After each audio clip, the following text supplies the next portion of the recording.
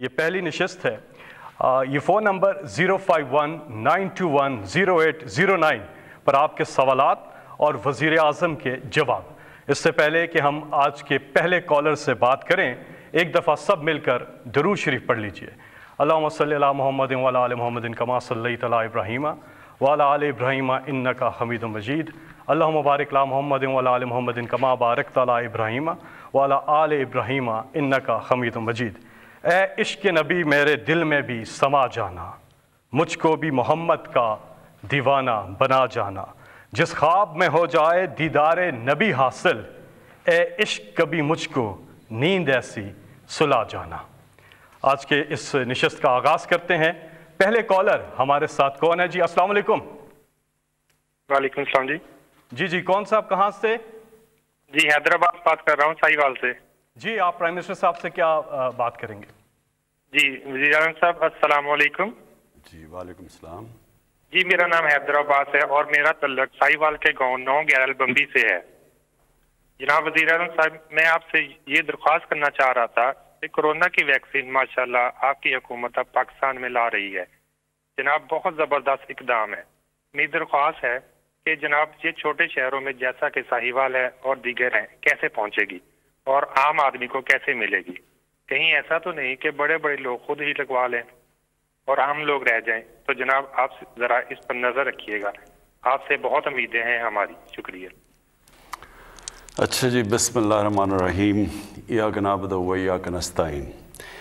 دیکھیں ویکسین آج ہی پہنچی ہے پاکستان، اور میں آپ کو پالیسی گورنمنٹ کی بتا دوں کہ سب سے پہلے ہماری کوشش ہے کہ جس کو کہتے ہیں front line health workers, doctors اور نرسز جو ہسپتالوں میں کام کرتی ہیں اور جن کو کرونا کے مریضوں سے ہر روز جن کے قریب ہوتے ہیں، تو سب سے پہلے ہماری کوشش ہے کہ ویکسین ان کو لگائی جائے.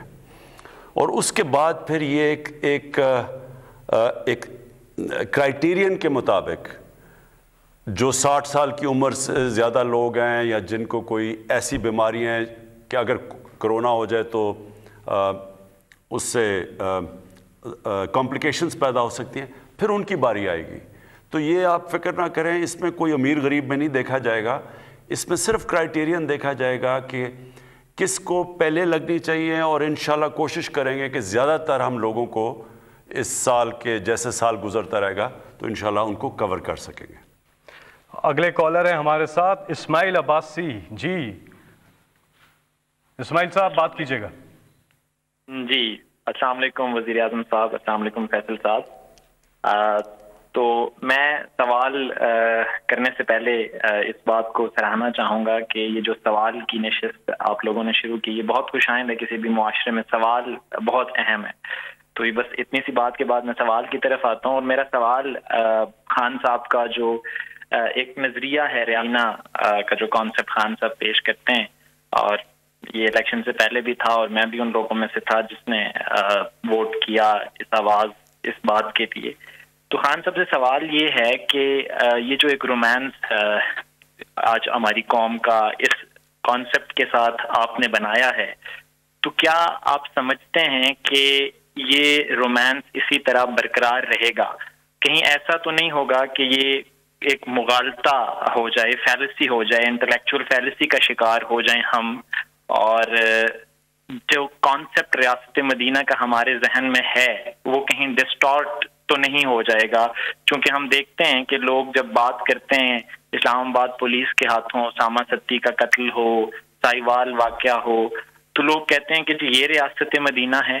تو کہیں ہم جس چیز کو یولوجائز کرنا چاہتے ہیں، سراہنا چاہتے ہیں، جس کو بہت اٹھانا چاہتے ہیں، کہیں ہم اس گرینڈ وہ جو ڈیزائن ہے کہیں ایسا نہ ہو کہ وہ خواب جو ہے وہ اور خواب کا ٹوٹنا جو ہے وہ بڑا. جی جی جی جی بیسکلی آپ یہ کہہ رہے ہیں کہیں فیل نہ ہو جائیں. دیکھیں میں آپ کو دو مختلف چیزیں بتانا چاہتا ہوں کہ اللہ نے مجھے شاید زیادہ آزمایا اور باقی لوگوں سے زیادہ کامیابی دی. یعنی مختلف چیزوں میں زندگی میں نے بڑے بڑے گولز رکھے. کرکٹ میں پھر ایز کیپٹن، پھر شوکت خانم، پھر نمل یونیورسٹی، اور پھر ایک وہ آدمی جس کی کوئی پولیٹیکل بیک گراؤنڈ نہیں تھی، وہ ایک 2 پارٹی سسٹم کے اندر وہ ایک پارٹی بناتا ہے، اور پھر ایک جد و جہد کے بعد وہ پارٹی اقتدار میں آ جاتی ہے، اور 2 سسٹم جو دنیا میں کہیں نہیں ٹوٹتا۔ یہ یاد رکھیں کہ جدھر 2 پارٹیز ہیں وہ تیسری پارٹی کا آنا ناممکن ہے۔ امریکہ میں دیکھ لیں، انگلینڈ میں دیکھ لیں، اس وقت اب ہندوستان میں دیکھ لیں، جدھر بھی دیکھ لیں۔ تو لہٰذا کہنے کا مقصد یہ ہے کہ یہ ساری چیزیں جب میں کرنے گیا تو جس طرح آج آپ کہہ رہے ہیں کہ مدینہ کی ریاست ایک یہ ایسے خواب ہی نہ رہ جائے، تو یہ سب نے مجھے زندگی میں کہا کہ یہ چیزیں نہیں ہو سکتی۔ جو بھی میں نے کام کیا ہے دنیا کہتی تھی یہ چیزیں نہیں ہو سکتی، اور وہ کیوں کہتی ہے دنیا؟ یہ یاد رکھیں، اور میں نوجوانوں کے لیے بھی بات کر رہا ہوں کہ کبھی آپ لوگوں کی باتوں سے یہ نہ ہو کہ اپنی خواب کے پیچھے نہ جائیں۔ دنیا ہمیشہ وہ چیزیں کہے گی جو ساری دنیا کرتی ہے، لیکن جب آپ کوئی ہٹ کے چیز کریں گے تو دنیا آپ کو ڈسکریج کرے گی کہ یہ نہیں ہو سکتا۔ تو پہلے تو میں یہ آپ کو بتا دوں کہ اللہ نے انسان کے اندر وہ طاقت دی ہے، جب انسان کو اشرف المخلوقات بنایا ہے تو اللہ نے انسان میں وہ چیز دی ہے جو اس نے فرشتوں کو کہا کہ میں نے تمہیں بھی نہیں دی۔ تو ہم اس کی عظیم مخلوق ہیں، ہمارے میں بہت صلاحیتیں ہیں۔ ہم کیونکہ کہیں نہ کہیں راستے میں اپنی خواب کے پیچھے نہیں جاتے، ہم اپنے دل کی خواہشوں کے پیچھے نہیں جاتے، ہم ڈر جاتے ہیں، ہم معاشرے ہمیں کہتا ہے کہ یہ نہیں ہو سکتا، تو ہم راستے میں وہ کام نہیں کرتے جو ہمارا دل کہتا ہے، ہم پھر وہ کام کرتے ہیں جو کہ ساری دنیا چاہتی ہے ہم کریں۔ آج تک دنیا میں کسی نے بھی کوئی بڑا کام کیا ہے تو ہر آدمی، ہر اس انسان کو دنیا نے کہا یہ نہیں ہو سکتا۔ جب پہلا آدمی ماؤنٹ ایورسٹ پہ چڑھا تھا، دنیا کے سب سے اونچے پہاڑ پہ، تو اس سے پہلے تو یا مر گیا تھا کوئی یا فیل ہو گیا تھا، تو لوگوں نے اسے کہا کہ تم نہ کرو، یا دیوانہ ہے جو کہ کوشش کر رہا ہے۔ تو یہ یاد رکھیں کہ انسان کا جو دل کہتا ہے اس کے پیچھے جانا چاہیے، اور پھر جب جائے گا تو پل جلا کے جائے کہ اب اس کی واپسی کوئی نہیں ہے۔ یعنی اگر میں نے یہ فیصلہ کیا ہے کہ انشاءاللہ یہ ہمارا مدینہ کے ریاست کے اصولوں پہ ایک عظیم قوم بنے گی، تو اس کے بعد کوئی دوسرا راستہ نہیں ہے۔ اب آ جائیں جی مدینہ کی ریاست، یہ سمجھ رہے ہیں، اور انشاءاللہ اب ہم پاکستان کے اندر 7، 8 اور 9 کلاسز میں ہر سکول کے اندر سبجیکٹ رکھ رہے ہیں سیرت نبی، کہ وہ کیا تھی مدینہ کی ریاست، کیونکہ لوگوں کو پتہ ہی نہیں ہے اس چیز کا۔ وہ کوئی ایک چیز ملک میں خراب ہوتی ہے وہ کہتے ہیں جی مدینہ کی ریاست کدھر گئی۔ مدینہ کی ریاست ایک بڑی خواب تھی، ایک ماڈرن ریاست تھی، دنیا میں پہلی دفعہ اس طرح کے کانسیپٹس آئے، ایک جمہوری کلچر آیا، قانون کی بالادستی آئی، کوئی قانون سے اوپر نہیں تھا۔ جب نبی صلی اللہ علیہ وسلم نے کہا کہ میری بیٹی بھی قانون توڑے گی تو اس کو بھی سزا ملے گی، کوئی قانون سے اوپر نہیں تھا۔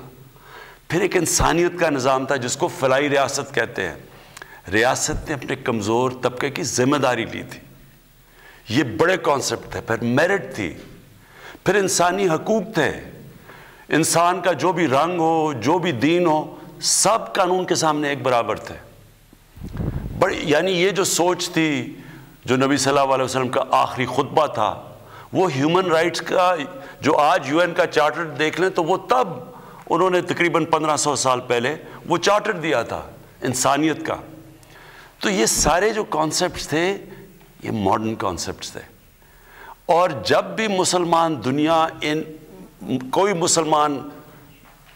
مسلمانوں کی تاریخ میں جو ملک ان اصولوں پہ گیا ہے وہ اوپر چلا گیا، اور جو مسلمان ملک نہیں بھی ہے جب وہ ان اصولوں پہ جاتا ہے وہ اوپر چلا جاتا ہے، اور جو ان سے پیچھے ہٹ جاتا ہے، جو بدقسمتی، اب وہ ملک نیچے جاتا ہے، جو ہماری آج حالات ہے۔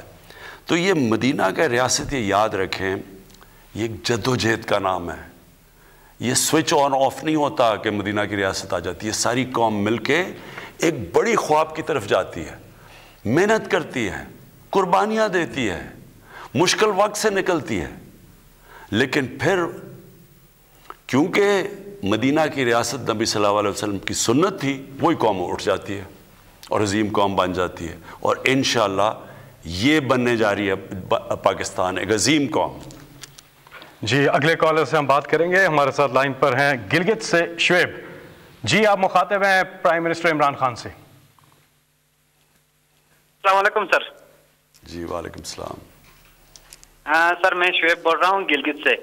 مجھے بڑی خوشی ہے سر کہ میں ایک ایسے وزیر اعظم سے بات کر رہا ہوں ملک کے تاریخ کے جو کہ براہ راست عوام سے بات کرنا چاہتے ہیں، ان کے مسائل سننا چاہتے ہیں۔ تو سر میرے بنیادی طور پہ 2 سوال ہیں۔ ہلو جی جی آ رہی آواز؟ ہاں سر میرے بنیادی طور پہ 2 سوال ہیں۔ پہلا سوال میرا یہ ہے کہ سر گلگت بلتستان جو ہے وہ سی پیک کا گیٹ وے ہے۔ پہلے پیپل پارٹی کی گورنمنٹ آئی 2009 میں، 2015 میں مسلم لیگ نون کی گورنمنٹ آئی، انہوں نے ایک پروجیکٹ بھی گلگت بلتستان کے لیے نہیں رکھا سی پیک میں۔ سر اتنا بڑا گیٹ وے ہے، پورے پاکستان میں بڑے بڑے مہنگا پروجیکٹ ہیں، گلگت بلتستان کے لیے بہت بڑی زیادتی ہے، گلگت بلتستان کے لوگوں کے لیے۔ سر میرا دوسرا کوشچن یہ ہے کہ 21ویں صدی میں بھی ہم اس وقت گلگت بلتستان کے لوگ جو ہیں وہ 18 گھنٹے کی لوڈ شیڈنگ کا سامنا کر رہے ہیں۔ اس وقت پوری جو ہماری جو ہے نا اکانومی ہے، ہماری جو تعلیم ہے، ہمارے عام پبلک ہے، وہ سفر کر رہی ہے پورے گلگت بلتستان کے تمام 10 اضلاع میں۔ سر شدید ترین لوڈ شیڈنگ ہے، سردی میں نہ ہیٹنگ کے لیے کوئی مسئلہ ہے وہ ہم کر سکتے ہیں نہ، اور میرے تمام مسئلے جو ہے نا وہ بجلی کے ساتھ ہی۔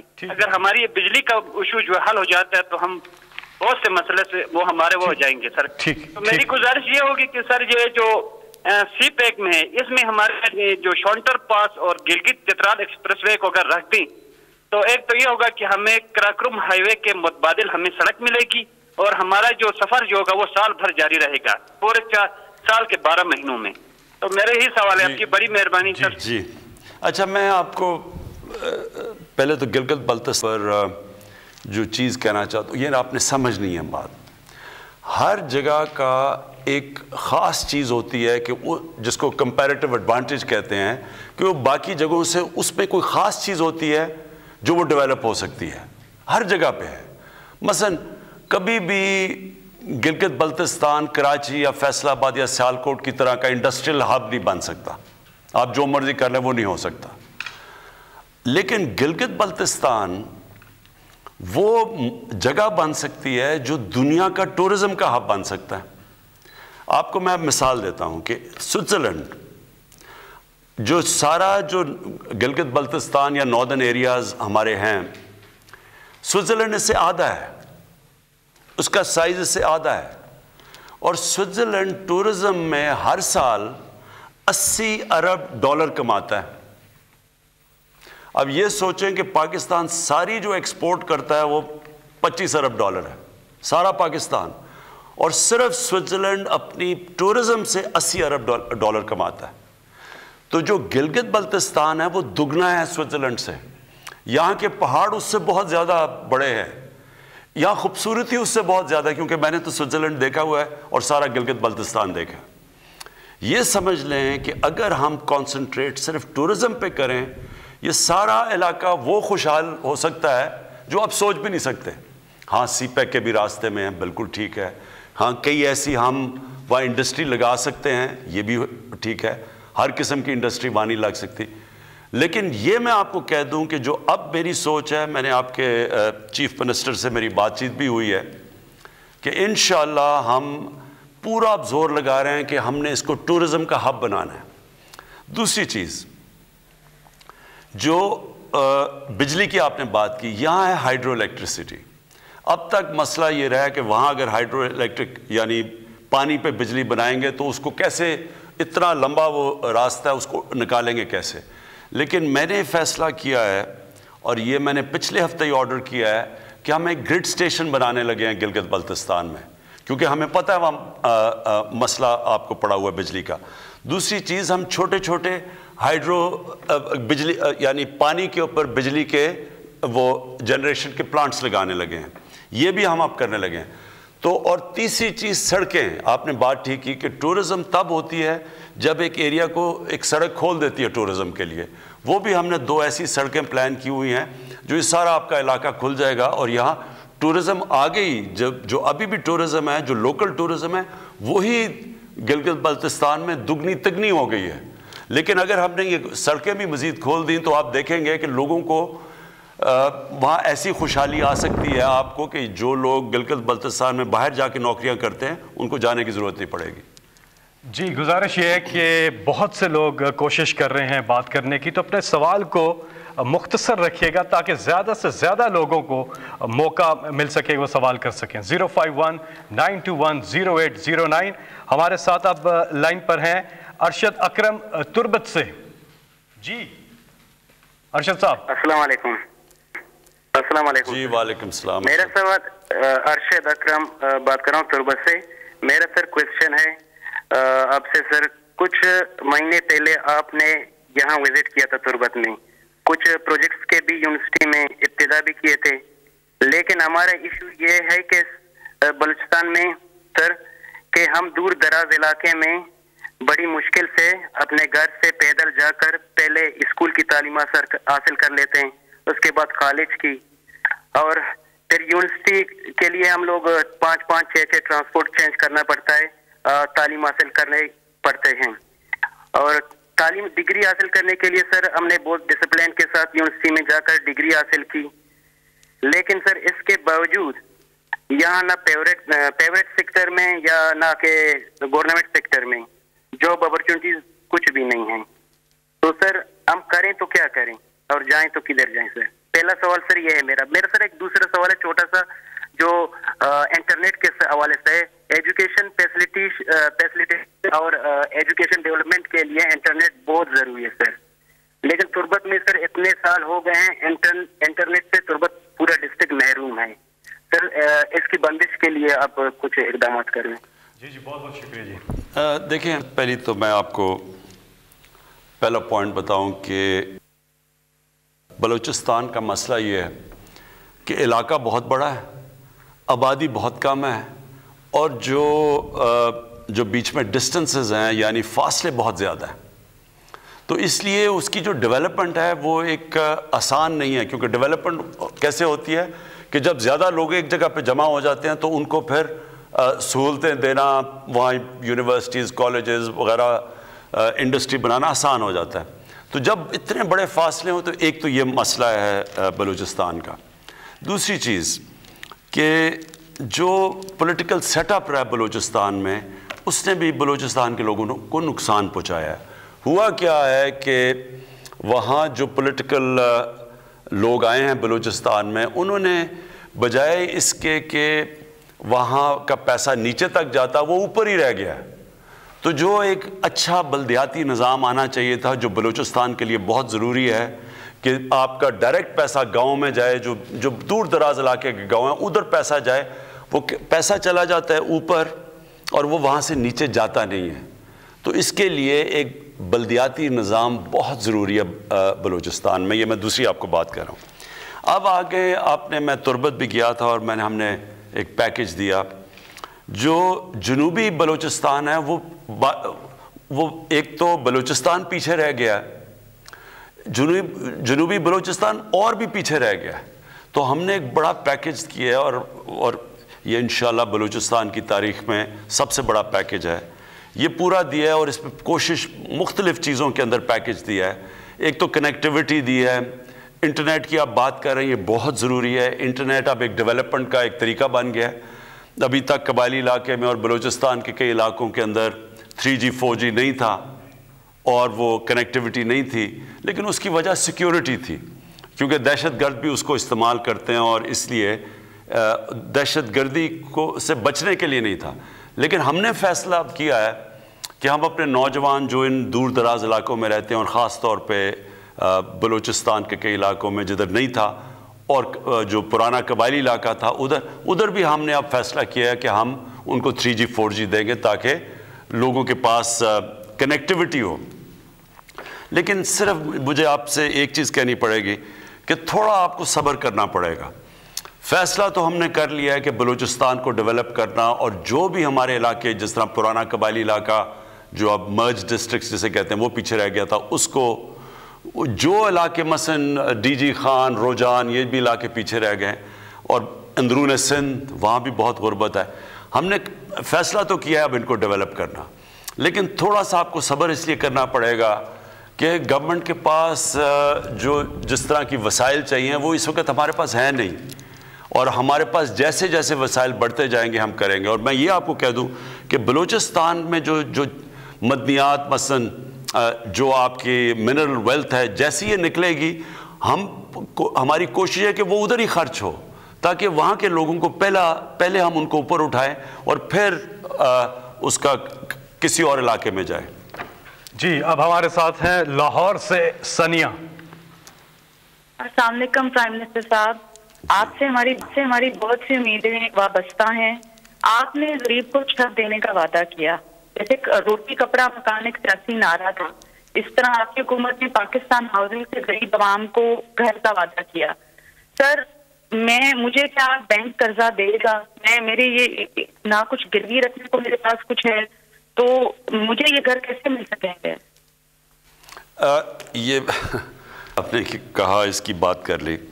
اچھا اب میں آپ کو ذرا سمجھاؤں کہ پاکستان کا جو سسٹم کیسا بنا اور کیوں ہم نے یہ لو کاسٹ ہاؤسنگ، یہ وہ طبقہ جو کہ خرید ہی نہیں سکتا گھر، کیوں ان کے لیے پورا پروگرام لے کے آئے جو نیا پاکستان ہاؤسنگ ہے۔ دیکھیں ساری دنیا میں گورنمنٹ گھر نہیں بنا کے دیتی، کوئی بھی دنیا میں گورنمنٹ، امیر سے امیر گورنمنٹ بھی سب کو غریب لوگوں کو گھر نہیں بنا کے دے سکتی۔ تو ہم ایک سسٹم لے کے آئے ہیں اور وہ آپ نے سمجھنا وہ کیا ہے۔ ہم نے یہ فیصلہ کیا کہ ہم پہلے تو بینکوں سے قرضے لینے کا سسٹم ہم نے شروع کیا۔ پاکستان میں آپ کو پتا، ساری دنیا میں آپ ذرا یہ بھی ذرا سمجھ لیں، امریکہ کے اندر، برطانیہ میں، یورپ میں 80% بینک جو لوگ گھر لیتے ہیں وہ بینکوں سے قرضے لے کے لیتے ہیں، جس کو مورگیج کہتے ہیں، ہاؤس فائنینسنگ، یعنی بینک فائنینس کرتے ہیں لوگوں کے گھر۔ تو 80% جو لوگ گھر لیتے ہیں وہ بینکوں سے قرضہ لے کے لیتے ہیں۔ ملیشیا میں 30% لوگ بینکوں سے قرضہ لے کے لیتے ہیں، گھر بناتے ہیں۔ ہندوستان میں 10% لوگ یعنی مورگیج فائنینسنگ کرتے ہیں، اور پاکستان میں 0.2%، یعنی ہمارا کوئی یا کیش ہے تو گھر بناؤ، نہیں تو گھر ہی نہیں بنا سکتے۔ تو لہٰذا ہم نے جو سسٹم لے کے آئے، پہلے ہم نے ایک فور کلوجر لا ہے جو رکاوٹ بنا ہوا تھا، یعنی اگر بینک کسی کو پیسے دیں، کیوں نہیں پیسے دیتے تھے؟ کیونکہ اگر وہ کسی کو پیسے دیں اور وہ گھر نہ بنائے تو ان کا پیسہ ڈوب جاتا تھا، بینک پیسے نہیں دیتے تھے۔ لہٰذا ایک عدالت کے اندر ہمیں بڑی 2 سال لگے وہ قانون جو پھنسا ہوا تھا، جو قانون، اس کو کلیئر کرتے ہوئے، اس کو کہتے ہیں فور کلوجر لا۔ اب یہ جو رکاوٹ ختم ہو گئی ہے، اب بینک قرضہ دے سکتے ہیں، لیکن اس کے لیے بھی بینکوں کو پریکٹس ہی نہیں ہے قرضے دینے کی، کیونکہ انہوں نے کبھی چھوٹے لوگوں کو قرضے ہی نہیں دیے۔ تو لہٰذا میں خود بینک مینیجر سے، سارے جو بینکس کے ہیڈز ہیں ان کو ملا ہوں، ہم یہاں میٹنگ کرتے ہیں ہر جمعرات کو۔ مقصد یہ ہے کہ بینکوں کو اب ٹرین کریں کہ وہ چھوٹے لوگوں کو قرضے دیں، جو تنخواہ دار ہیں، جو مزدور ہیں، جن کے پاس کیش نہیں ہے گھر بنانے کا۔ اور ہم نے کیا ہے کہ ہم نے گورنمنٹ سبسڈائز کر رہی ہے، یعنی 5% سے زیادہ گورنمنٹ سبسڈائز کر رہی ہے۔ پھر پہلے لاکھ گھر جو بنیں گے، 3 لاکھ روپیہ ہر گھر کو سبسڈی دے گی گورنمنٹ۔ اور اس سے کیا ہوگا، جتنے لوگ کرایہ پہ خرچ کرتے ہیں، اپنا جو مہینے کا کرایہ دیتے ہیں، وہی کرایہ دینے کے بجائے وہ اس کو قسطوں میں دے دیں گے بینک کو۔ تو ہوگا کیا کہ وہ بجائے کرایہ دینا کہ وہ قسطیں دیں گے، وہ گھر ان کا اپنا ہو جائے گا۔ یہ ہے ہمارا پروجیکٹ، یہ شروع ہو گیا ہے، آہستہ آہستہ لوگوں کو سمجھ آ رہی ہے، بینکس بھی آہستہ آہستہ سمجھ رہے ہیں۔ لیکن انشاءاللہ یہ اب آپ ٹی وی پہ اشتہار دیکھتے ہوں گے، بینکس اب اشتہار دے رہے ہیں، بینکس خود کہہ رہے ہیں کہ لوگ آ کے تو ہمارے سے قرض جو ہے، یہ پہلی دفعہ پاکستان میں ہو رہا ہے کہ عام آدمی جس کے پاس پیسے نہیں ہیں، جو تنخواہ دار ہے، جو مزدور ہے، اس کو بھی موقع مل جائے گا کہ اپنا گھر بنا لے۔ جی اگلے کالر ہیں ہمارے ساتھ، نمبر ہے 0519210809، اظہر محمود اوان۔ جی السلام علیکم۔ وعلیکم السلام سر میرا کوشچن ہے بنیادی طور پہ ناموس رسالت صلی اللہ علیہ وسلم اور اسلاموفوبیا پہ. خان صاحب کی ماشاءاللہ جو سپیچ تھی یو این او میں سر وہ بہت امپریسو سپیچ تھی, لیکن اس کے بعد پھر انٹرنیشنلی 2-3 ایونٹس ہوئے. اب چاہیے تو یہ تھا کہ انٹرنیشنلی کچھ ایسی ویل انٹیگریٹڈ مربوط حکمت عملی ہوتی اور اسلامی ممالک کو ساتھ ملا کر سب ایسا کام کیا جائے کہ جس سے یہ ایشو پرماننٹلی ریزالو ہو جائے, ختم ہو جائے. تو اس سلسلے میں سوال یہ ہے کہ سر اس سلسلے میں آپ کی کیا حکمت عملی ہے کہ آئندہ آنے والے دنوں میں کیا کوئی ایسا مضبوط پلان بن سکتا ہے کہ جس سے عالمی سطح پر اس ایشو کو اس طرح سے دوبارہ سے نہ اٹھایا جائے اور دنیا کے 1.5 ارب مسلمانوں کے دلوں کو اس طرح سے ٹھیس نہ پہنچائی جائے؟ اس کے لیے کیا کوئی عملی اقدامات کیے جا رہے ہیں؟ دیکھیں یہ ہماری بڑی بدقسمتی ہے مسلمانوں کی کہ یہ شروع ہوا ہے 1989 سے, جب سلمان رشدی نے کتاب لکھی اور اس کے اندر اس نے گستاخی کی ہمارے نبی صلی اللہ علیہ وسلم کی شان میں. تو تب سے مغرب کے اندر یہ سلسلہ شروع ہوا پچھلے 30 سالوں سے. ہوتا کیا تھا کہ مسلمان کو تکلیف پہنچتی تھی جب یہ اس طرح کی کوئی ان کی شان میں گستاخی ہو. اس کے بعد وہاں مغرب میں کوئی رائٹس یا یہاں بھی لوگ سڑکوں پہ نکلتے تھے, کیونکہ مغرب کو اس چیز کی سمجھ نہیں تھی, کیونکہ وہاں وہ بالکل دین کو اور طرح لیتے ہیں. وہ تو اس کو اس طرح نہیں لیتے جس طرح ہم لیتے ہیں, اور نہ ہی ان کو سمجھ ہے کہ مسلمانوں کو کتنی تکلیف ہوتی ہے, کہ کیسے نبی صلی اللہ علیہ وسلم ہمارے دلوں میں رہتے ہیں. ہمیں اپنی فیملی سے زیادہ تکلیف ہوتی ہے, یعنی کوئی چیز ہمیں اتنی تکلیف نہیں دیتی جتنی جب ان کی شان میں کوئی گستاخی کرتا ہے. لیکن مغرب کو یہ سمجھ نہیں آتی, کیونکہ وہ کہتے ہیں جی فریڈم آف سپیچ ہے ہماری اور ہم آزادی رائے کے نام پہ ہم جو بھی کر لیں. حالانکہ وہاں کئی چیزیں آزادی رائے میں نہیں آتی. میں جب پرائم منسٹر بنا میں نے پہلے OIC میں اس چیز کو اٹھایا, پھر میں یونائٹڈ نیشنز کی جنرل اسمبلی میں اس کو اٹھایا, پھر پریزیڈنٹ اردوغان اور مہاتر محمد, ہم نے تینوں نے مل کے اس کے اوپر بات چیت کی کہ مغرب کو سمجھایا. لیکن وہاں کئی تو فتنہ جان کے کرتے ہیں, زیادہ تر لوگوں کو سمجھ نہیں ہے. تو جب فرانس میں ہوا پھر صرف 2 پرائم منسٹرز نے اس کے اوپر بات کی, جو ایک پریزیڈنٹ اردوغان تھے اور دوسرے میں تھا. ہم نے جب اس کے اوپر جب فرانس میں یہ کارٹون نکلے. اب دیکھیں مسئلہ کیا ہے, جب تک مسلمان ملک کے ہیڈ سب مل کے اس کے اوپر ایک آواز میں بات نہیں کریں گے, یہ مسئلہ حل نہیں ہونے لگا. اور میں نے سارے مسلمان ہیڈز کو خط بھی لکھے. یہ جب فرانس کے اندر ابھی ہوا تو میں نے سارے مسلمان سربراہوں کو خط لکھے اور کہا ان کو کہ ہم سب کو مل کے ایک آواز میں کہنا پڑے گا کہ یہ آزادی رائے کی آڑ لے کے مسلمانوں کو تکلیف نہ پہنچائیں, نبی صلی اللہ علیہ وسلم کی شان میں گستاخی کر کے. اب یہ ایک جد و جہد ہے, یہ ہمیں کرنا مسلسل اس کے اوپر کام کرنا پڑے گا, اور مجھے پورا یقین ہے کہ ہم کامیاب ہو جائیں گے.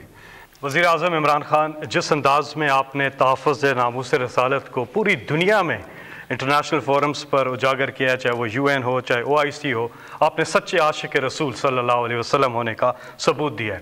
اور یہ دعا ہے کہ اللہ تعالیٰ اس عظیم کام میں آپ کے شامل حال ہو. آپ کالز کر رہے ہیں اور اپنے سوالات کر رہے ہیں, وزیر اعظم آپ کو جواب دے رہے ہیں. 051-921-0809. اور اس کے ساتھ ساتھ سوشل میڈیا پہ بے شمار سوالات آئے ہیں پرائم منسٹر صاحب. ایک سوال آیا, واجد رحمان کہتے ہیں کہ آپ اپوزیشن والوں کو NRO کیوں نہیں دیتے, ان کو NRO دے دیں اور عوام کے روز کے جو ان کے جو ڈرامے ہیں ان سے جان چھپ جائے. پھر اس طرح کریں, سارے جیل کھول دیں پاکستان کے, تو وہ بیچارے لوگوں کا کیا قصور ہے؟ ان کی تو چوریاں چھوٹی چھوٹی ہیں, کسی کی لاکھ روپے چوری ہے, کسی نے بھینس چوری کی, کسی نے کوئی موٹر سائیکل چوری کیا, تو وہ بیچارے جو جیلوں میں بھرے ہوئے ہیں ان کا کیا قصور ہے؟ پھر دیکھیں, ایک ملک, میں اپنی ساری قوم کو یہ سمجھانا چاہتا ہوں, دنیا کی تاریخ اٹھا کے دیکھیں, کوئی دنیا میں ملک آج تک آگے بڑھ ہی نہیں سکا جدھر قانون کی بالادستی نہ ہو, رول آف لا نہ ہو. کوئی دنیا میں ملک دیکھ لیں, جب ایک ملک آگے بڑھتا ہے وہ صرف ایک چیز سے بڑھتا ہے. خوشحالی صرف ایک وجہ سے آتی ہے, جدھر قانون کی بالادستی ہوتی ہے. جس ملک کے اندر جس کی لاٹھی اس کی بھینس, مائٹ از رائٹ, جس ملک میں قانون نہیں ہوتا, آج مجھے بتا دیں ایک ملک جو ترقی کیا ہو, اور وہ ہوتا کیا چیز تباہ کرتی ہے ملک کو. میں مدینہ کی ریاست کے ہمارے سرکار مدینہ نبی صلی اللہ علیہ وسلم, انہوں نے ایک یہ سب یاد رکھ لیں, دنیا میں اس طرح کا لیڈر نہیں آیا, نہ آ سکتا ہے نہ آیا. انہوں نے کہا کہ بڑی قومیں تمہارے سے پہلے تباہ ہوئی, طاقتور کے لیے ایک قانون, کمزور کے لیے دوسرا. یہ این آر او ہے, مطلب کہ طاقتور کو آپ این آر او دے دیں, غریب لوگوں کو جیلوں میں بھر دیں. یہ قوم کی تباہی کا راستہ ہے. آج دنیا کا نقشہ اٹھا کے دیکھیں, ایک ایک ملک دیکھیں, کون سا خوشحال ملک ہے اور کون سا غریب ترین ملک ہے. وسائل کا اس میں کوئی دخل اندازی نہیں ہے. جو سب سے وسائل میں امیر ترین ملک ہیں وہ اس وقت غریب ترین ہے, وہ غربت سب سے زیادہ ہے. اور جن ملکوں کے اندر ہے ہی نہیں, وسائل ہے ہی نہیں, مثلا سوئٹزرلینڈ میں تو صرف ٹورزم ہی ہے, یا اسکینڈینیویا کے ملکوں میں کیا ہے ان کی خاص چیز ہے, کچھ بھی نہیں ہے, لیکن وہاں خوشحال ترین ملک ہے. وجہ اس کی کہ وہاں قانون ہے, وہاں رول آف لا ہے.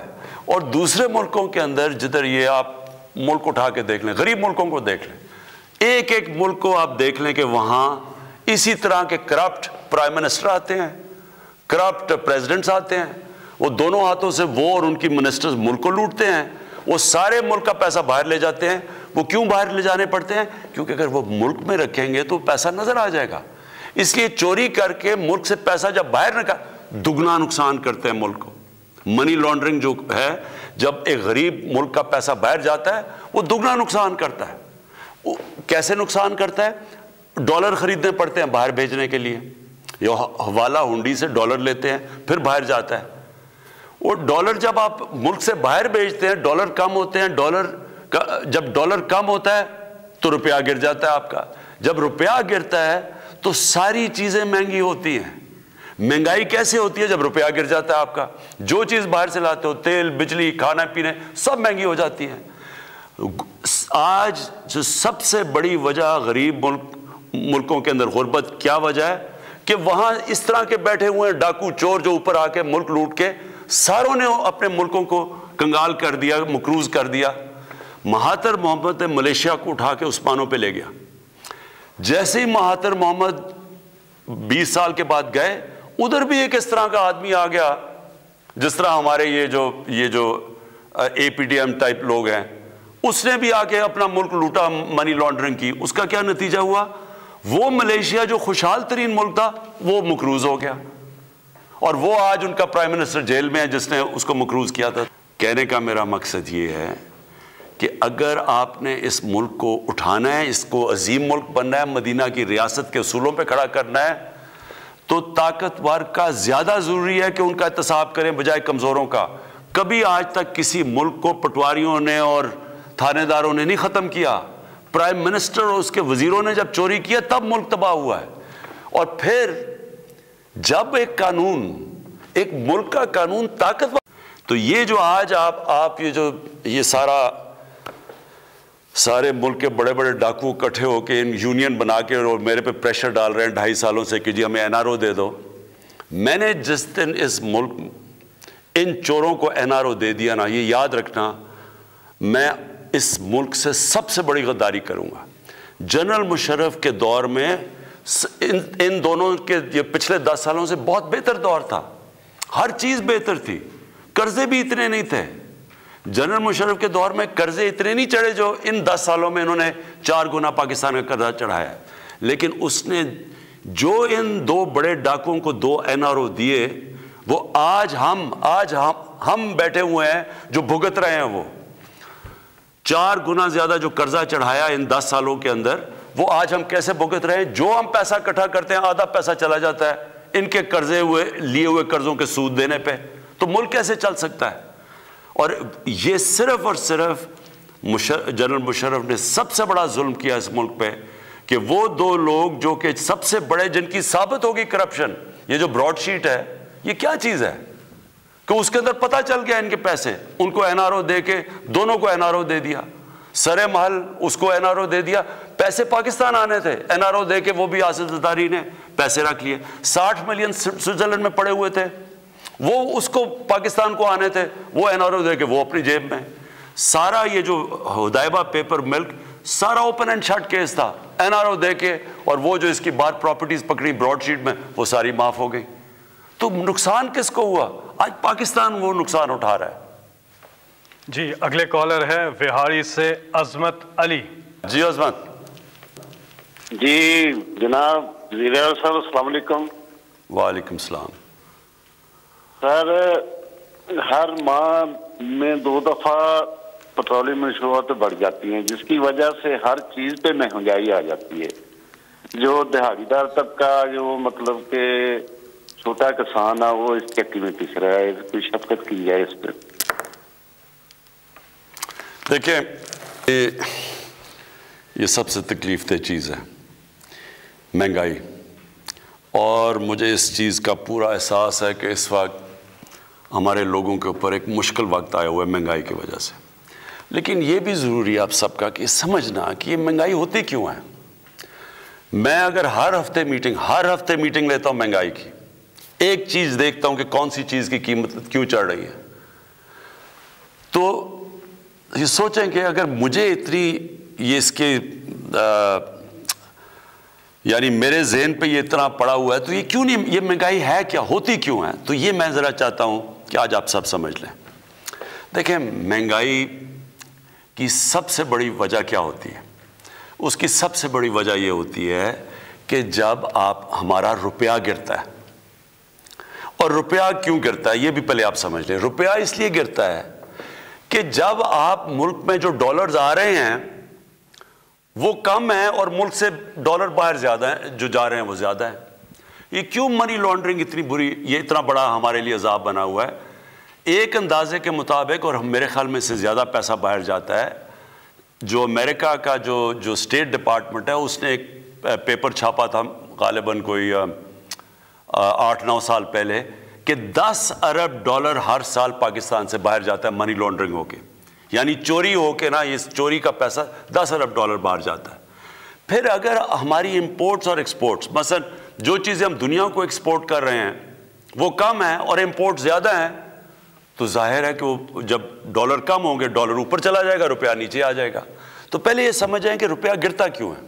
جب ہمیں حکومت ملی تو جو اس ملک کے اندر امپورٹس تھیں، جو ڈالر ملک سے باہر جا رہے تھے وہ 60 ارب ڈالر تھے، اور ایکسپورٹس جس سے ملک میں ڈالر آنے تھے وہ 20 ارب ڈالر تھی۔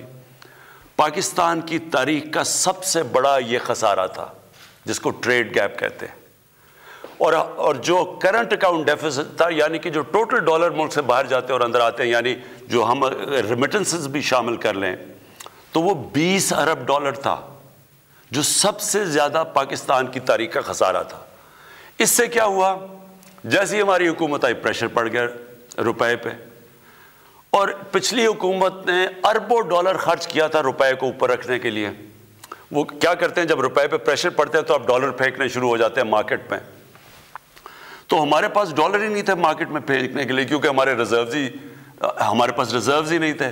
ہم بلکہ جو ہمیں قسطیں دینی تھی باہر وہ بھی نہیں ہم دے پا رہے تھے، تو لہٰذا روپے نے گرنا تھا۔ تو میں صرف آپ کو اب یہ سمجھانا چاہتا ہوں پہلے تو کہ روپیہ کتنا گرا۔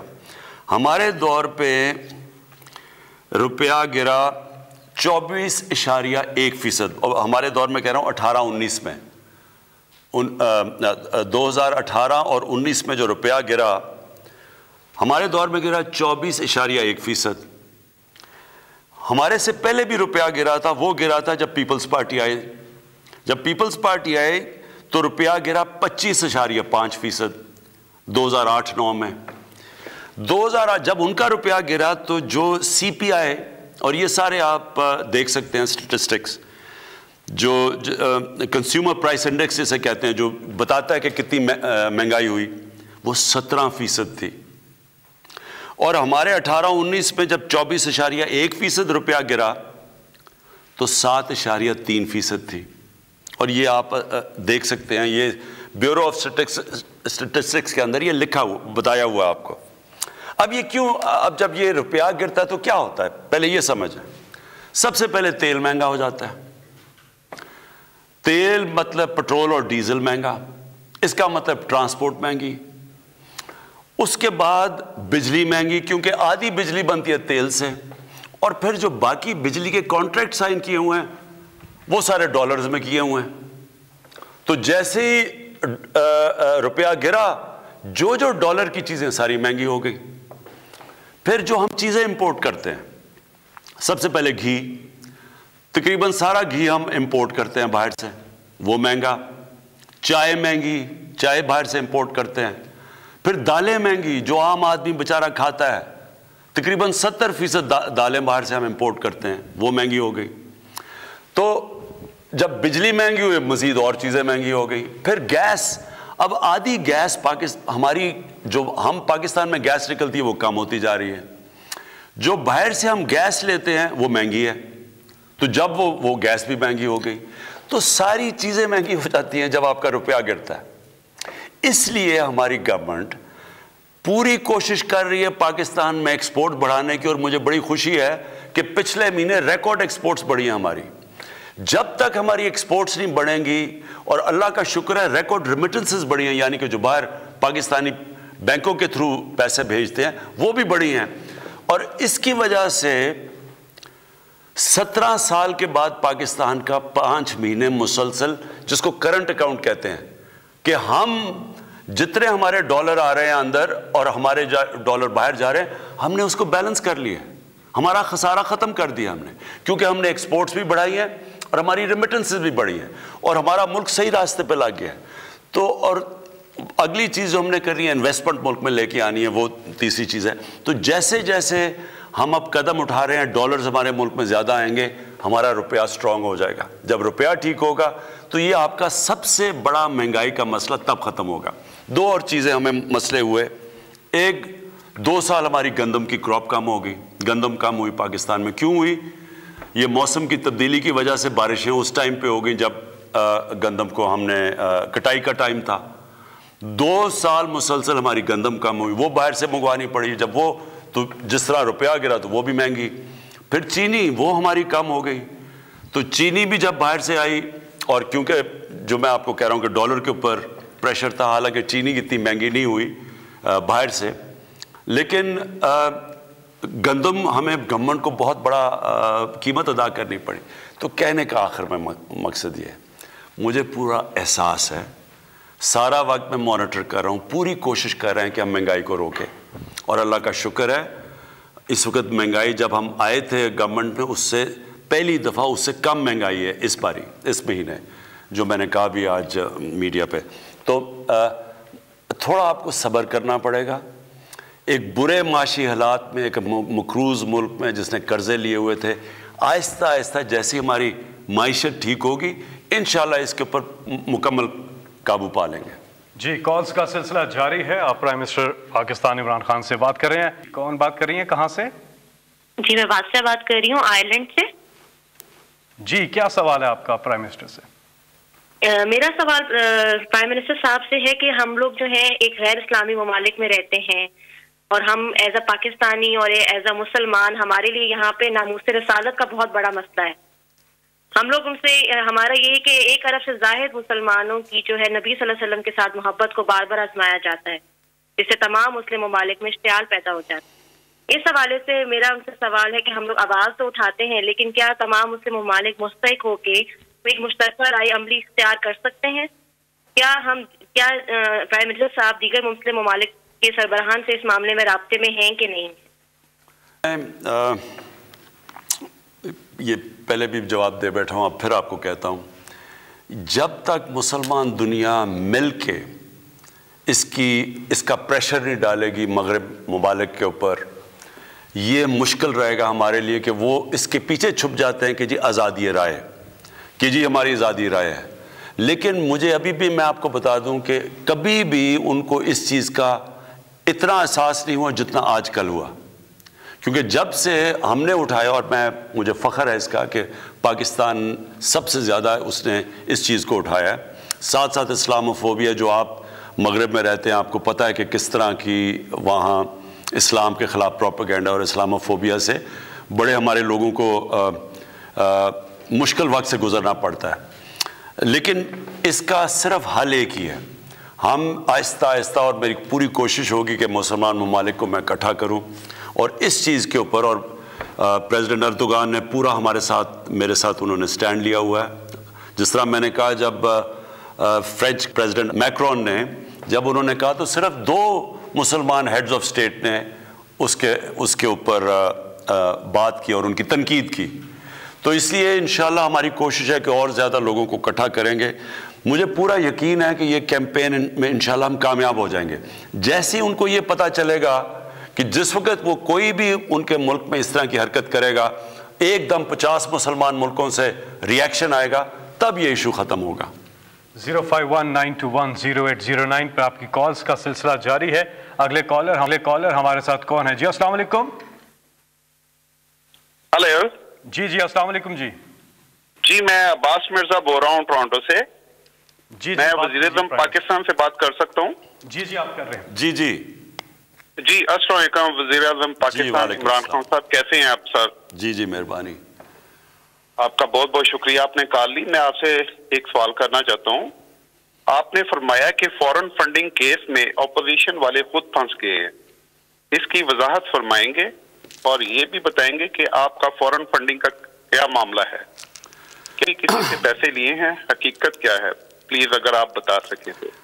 یہ بڑا اچھا کہ آپ نے یہ سوال پوچھ لیا، کہ وہ ایک بڑی اچھی ایک سینگ ہے، ایک پنجابی کی سینگ ہے کہ گیدڑ کی جب موت آتی ہے تو شہر کی طرف بھاگتا ہے۔ اب انہوں نے فورن فنڈنگ کا کیس ہمارے اوپر کر دیا کہ جی فورن فنڈنگ آئی ہے پاکستان پی ٹی آئی میں، تو انہوں نے تو بڑا اپنے آپ کو عذاب میں ڈال لی ہے، اور میں وہ بتاتا ہوں کیوں۔ دیکھیں، مجھے آج سے تقریباً 31 سال پہلے میں نے فنڈ ریزنگ شروع کی تھی شوکت خانم کی، تو میں تو پاکستان کا وہ فنڈ ریزر ہوں جس نے پاکستان کی تاریخ میں سب سے زیادہ پیسہ اکٹھا کیا، آج بھی اکٹھا کر رہا ہوں شوکت خانم کے لیے، نمل یونیورسٹی کے لیے۔ تھوڑا مشکل ہے جب سے پرائم منسٹر بنا ہوں، لیکن اس سے پہلے تو میں سب سے زیادہ پیسہ اکٹھا کرتا تھا پارٹی کے لیے بھی، تو کیونکہ مجھے سمجھ تھی فنڈ ریزنگ کیا ہے۔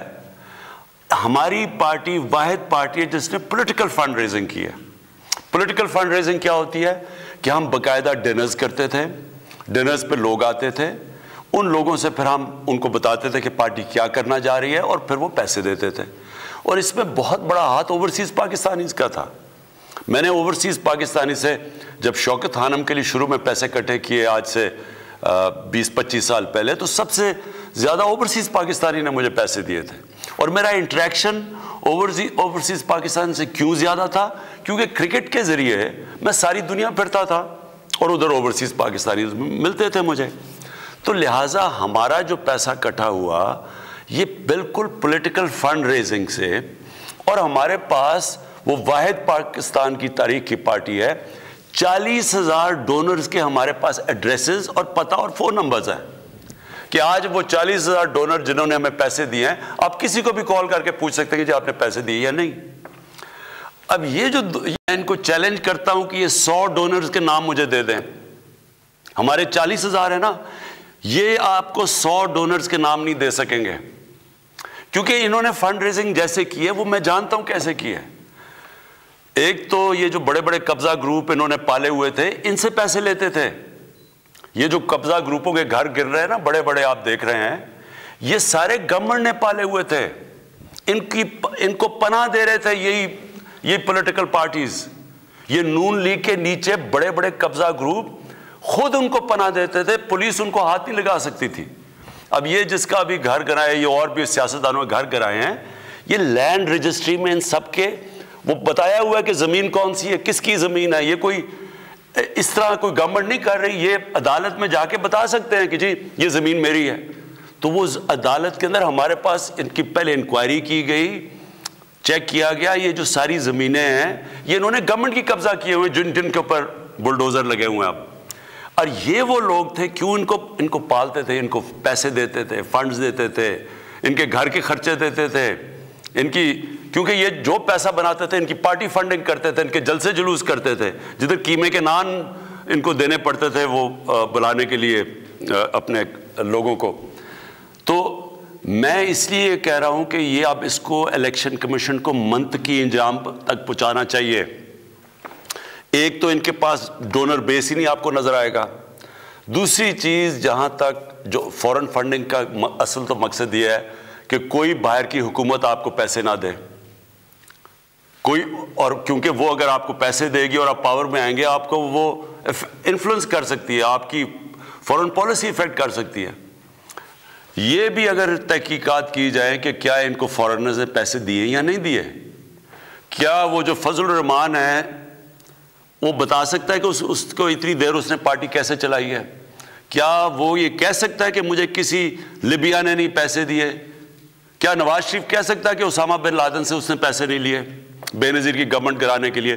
بے نظیر کی سٹیٹمنٹ ہے اس کے اوپر، اس نے کتاب میں لکھا ہوا ہے.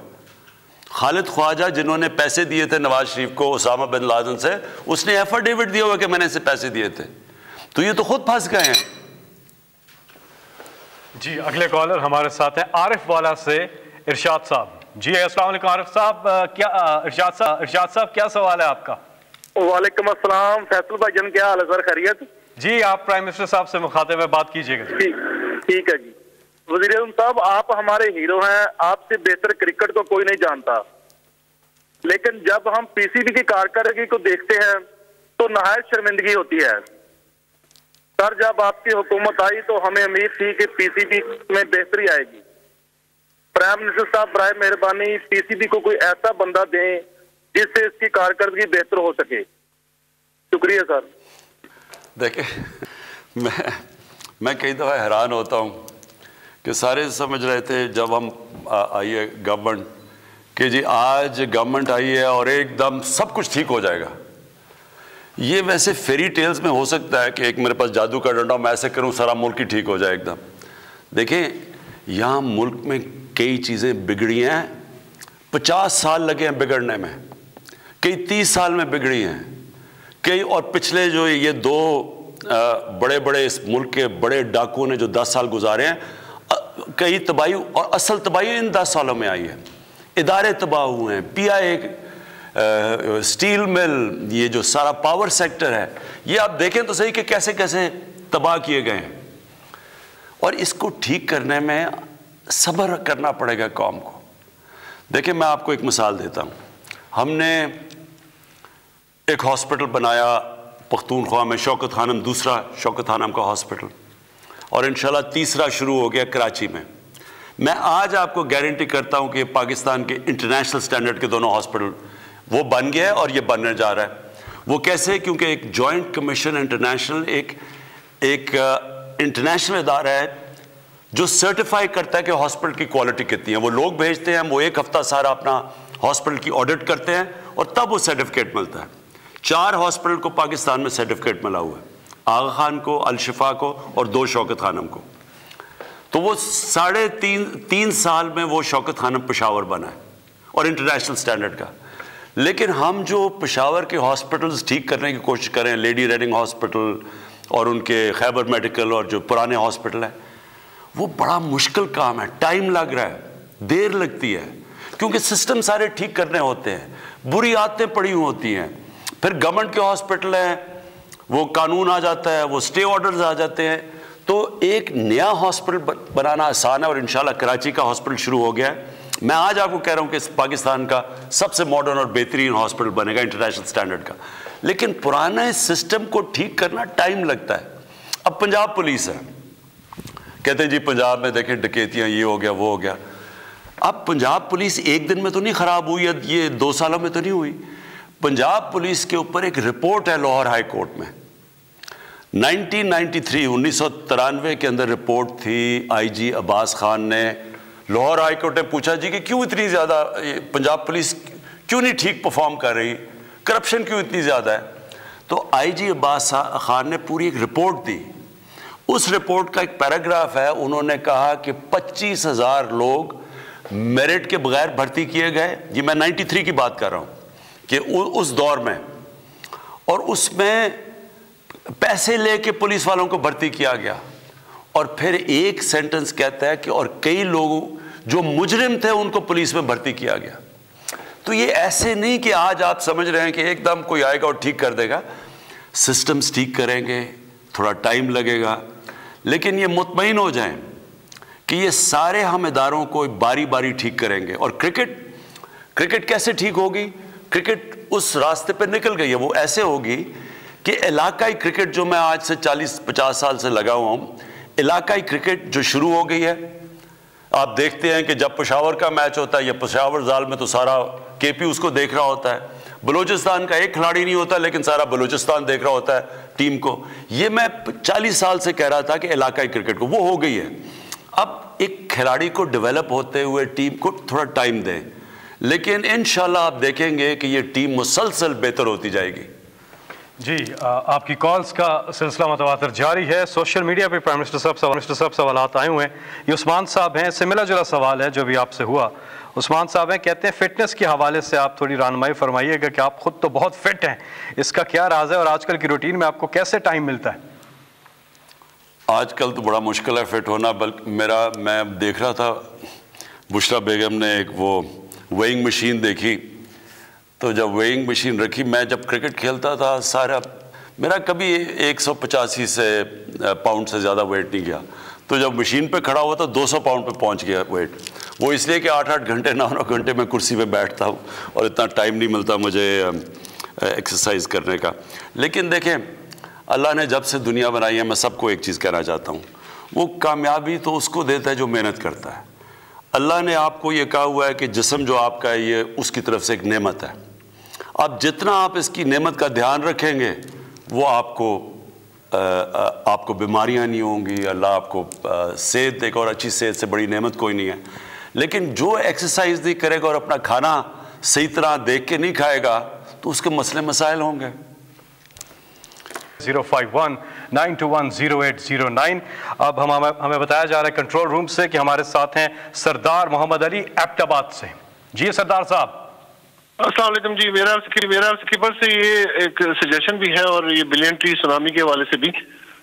جب یہ بلین ٹری لگایا گیا تو اس کی میرا تعلق ہے تحصیل لورا ضلع ایبٹ آباد سے, اور میں ہزارہ کا رہنے والا ہوں. میں اس سلسلے میں جو پچھلے 2 سال سے اس پہ کام بھی کر رہا ہوں. زیتون کے میں نے 1230 پودے پچھلے سال شنکیاری والوں کے توسط سے لگائے تھے ٹی ریسرچ سینٹر کے حوالے سے. تو میں یہ اسکیپر کو ایک سجیشن دینا چاہتا ہوں کہ ہمارا جو ایریا ہے تحصیل لورا خاص طور پہ, یہ یہاں پہ وائلڈ اولیو بے شمار ہے, اور گورنمنٹ کی پالیسی بھی ہے. تو ہم اس ایریا کو ایک دم سے اپ لفٹ کر سکتے ہیں, خاص طور پہ ہزارہ پورے کو اور تحصیل لورا کو. یہاں پہ اولیو ٹریز جو ہیں وائلڈ اولیو ہیں, ان کے اوپر گرافٹنگ کرائیں. ایک دوسرے نمبر پہ یہ ہے اس کے پر کہ اگر فرض کیا چاہتے ہیں, ایک تو ان کی تعداد آپ کم کریں, اور دوسرا یہ ہے کہ کوالٹی میک شور کریں, کیونکہ ریشو جو ہے اس کی بہت ضروری یہ چیز ہے کہ اس کی جو سکسیس ریشو ہے وہ زیادہ ہونی چاہیے. یہ گورنمنٹ کو خاص طور پہ جنگل والوں کو ٹاسک فورس ان کی بنائیں اور ان سے کہیں کہ اس ایریا میں اچھے طریقے سے اپنے یہ پلانٹیشن کریں. اور خاص طور پہ زیتون کا یہ 1000 سال کے لیے سر پلاننگ کرنی ہوگی ہمیں. دیکھیں, ایک چیز کہہ رہا تھا, اس کو غلط سمجھا لوگوں نے. میں یہ کہہ رہا تھا کہ بدقسمتی سے ہماری پارلیمنٹری ڈیموکریسی میں ہوا کیا ہے کہ ہم نے لانگ ٹرم پلاننگ نہیں کی. ہم سوچتے ہیں, یہاں پچھلے آتے تھے کہ جی اچھا جی 5 سال کے بعد الیکشن ہونا ہے تو یہ چیزیں کر لو جو 5 سال سے پہلے مکمل ہو جائیں. اور پھر اس سے کیا نقصان ہوا کہ ملک تو تب آگے بڑھتا ہے جب وہ آگے سوچتا ہے, اپنی آنے والی نسلوں کا سوچتا ہے, جو چائنا کر رہا ہے. تو میں کہہ یہ رہا تھا کہ ہم یہ بڑا غلط ہوا ہے, کوئی سوچتا ہی نہیں آگے والی اپنی نسلوں کے لیے. ہم اس ملک میں پہلی گورنمنٹ اور جماعت ہیں جس نے آگے کا سوچا, یہ جو درخت اگانے کا سوچا ہے پاکستان میں. اور یہ جو آپ نے ابھی بات کی ہے یہ زبردست بات ہے. دیکھیں, ہم اربوں روپے کا ہم یہ گھی باہر سے امپورٹ کرتے ہیں. جیسے ہی ہمارا جب روپیہ گرتا ہے تو وہ گھی اور مہنگا ہو جاتا ہے. جو سب سے بہترین تیل ہے کوکنگ آئل یعنی استعمال کرنے کے لیے وہ ہے زیتون کا تیل. اور پاکستان ایک ایسی جگہ ہے کہ ہم جو باہر سے چیزیں امپورٹ کر رہے ہیں, ہم اگر یہ زیتون کو صحیح لگا دیں, یہ تو ایک پورا ایک انقلاب ہے پاکستان میں. ہم زیتون سے ہی اربوں ڈالر کما سکتے ہیں. ہمارے ایسے علاقے ہیں, یہ جو دریائے سندھ کے رائٹ سائڈ پہ جتنا علاقہ ہے, یہ سلیمان کا, یہ نیچے ڈی آئی خان میں, یہ اور نیچے تک, یہ سارا میں نے چیک کروایا ہے, زیتون کے لیے بہترین علاقہ ہے. یہ علاقہ جدھر ہم اسلام آباد میں بیٹھے ہوئے ہیں, یہاں بھی بہترین زیتون اگتا ہے. میں نے اپنے گھر میں زیتون کے پودے لگائے ہیں. تو اب ہم اسی مہینے انشاءاللہ میں بڑی ایک لانچ کر رہا ہوں زیتون کے. ایک تو ہم پیوند کروائیں گے اور پورا ایک زیتون کا انقلاب لے کے آ رہے ہیں. اب ان پہاڑی علاقوں میں جدھر لوگوں کے پاس زیادہ کچھ نہیں ہے, اگر ہم زیتون کے اوپر ہی کریں اور پھر اس کا تیل, یہ ہم ایکسپورٹ بھی کر سکتے ہیں, یہ لوکل لوگوں پہ یہ خوشحالی بھی لا سکتا ہے, ہمیں ضرورت بھی نہیں پڑے گی کہ اپنے ڈالر خرچ کرنے کے لیے. تو انشاءاللہ یہ اسی مہینے میں لانچ کر رہا ہوں. جی اگلے کالر ہمارے ساتھ. السلام علیکم. السلام علیکم. السلام علیکم. جی کون بات کر رہی ہیں؟ جی فرح لودھی خان بات کر رہی ہوں میدان سے. جی سوال پوچھیے گا پلیز. جی مسٹر پرائم منسٹر سے سب سے پہلے تو ہم یہ کہیں گے کہ ہماری دعائیں کے ساتھ ہیں کہ اللہ ان کے خلوص نیت سے پاکستان کو اسٹیبل کرے. میرا سوال اپ کمنگ سینٹ الیکشنز کے حوالے سے ہے. جیسے کہ ہم سب جانتے ہیں کہ پاکستان میں تو یہ تاریخ رہی ہے کہ سینٹ الیکشن سے پہلے ٹکٹوں کی خرید و فروخت شروع ہو جاتی ہے, اور انفارچونیٹلی پی ٹی آئی کے پاس قانون سازی کے لیے نمبرز بھی پورے نہیں ہیں. تو خان صاحب کا کیا ویژن ہے, کیا فیوچر اسٹریٹجی ہے کہ وہ یہ ضمیر کی تجارت جو ہے سینٹ الیکشن میں کس طریقے سے روکیں گے؟ دیکھیں, یہ ایک شرمناک چیز ہے. یہ 30 سال سے ہو رہا ہے پاکستان میں. سینٹ کے الیکشن میں ایم پیز اپنی ووٹ بیچتے ہیں, اور کئی سینیٹر, سارے نہیں, کئی سینیٹرز صرف اور صرف پیسہ دے کے سینیٹرز بن جاتے ہیں. یعنی رشوت دے کے لوگوں کے ضمیر خرید کے وہ سینیٹر بنتے ہیں. اور ہمارے اپنے ایم پیز, سب نہیں, کئی اپنی ووٹ بیچتے ہیں, اور اس لیے نہیں ووٹ دیتے کسی کو کہ وہ ایک پارٹی چاہتی ہے کہ یہ ہمارا کینڈیڈیٹ ہے, وہ اس لیے دیتے ہیں کہ پیسے ملتے ہیں. تو کرپشن تو ادھر سے ہی شروع ہو جاتی ہے. آپ سوچیں کہ آپ کا جو ملک میں سینیٹرز ہیں جن کا بڑا اہم کام ہے فیڈریشن میں کہ ان کو اپنے صوبے کو ریپرزینٹ کرنا ہوتا ہے, وہ اگر پیسے دے کے آئیں گے تو وہ کون سی جمہوریت ہے؟ نمبر 1. اور نمبر 2, جو پیسے دے کے سینیٹر بنے گا وہ کہ حاتم تائی تو نہیں کہ وہ آ کے ملک کی خدمت کرے گا. جو رشوت دے کے سینیٹر بنے گا اس کا مطلب وہ پیسے بنانے آیا ہے. تو کرپشن تو یہی شروع ہو جاتی ہے. تو جب یہ 30 سال سے ہو رہا تھا, کبھی کسی نے اس کے اوپر کچھ نہیں کیا. پھر یہ جو مین پارٹیز ہیں, پیپلز پارٹی اور نون لیگ, انہوں نے 2007 کے اندر چارٹر آف ڈیموکریسی سائن کی. دونوں نے کہا کہ اوپن بیلٹ ہوگا, یعنی کہ سیکرٹ بیلٹ نہیں ہوگا, کھل کے لوگ ووٹ ڈالیں گے. ہم نے 2018 میں 20 لوگوں کو پارٹی سے نکالا. وہ پیسے لے رہے تھے, پیسے لے کے انہوں نے ووٹ 20 ایم پیز کو پارٹی سے نکالا.